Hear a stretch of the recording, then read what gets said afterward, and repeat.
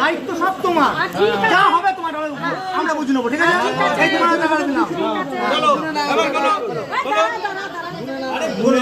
আমরা কম দেবো না, যেটা আপনি সেটাই দেবো।